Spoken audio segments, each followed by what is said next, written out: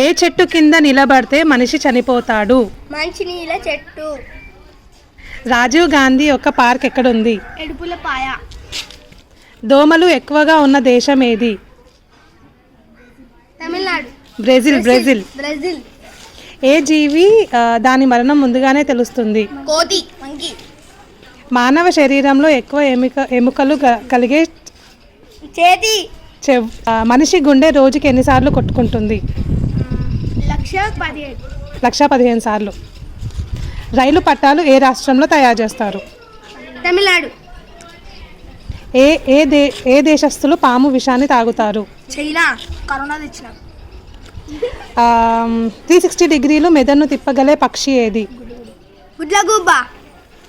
Calendar పద్ధతిని మొట్టమొదటిగా ప్రవేశపెట్టిన దేశం ఏది? పానీపూరి తింటే ఏ వ్యాధి వస్తుంది?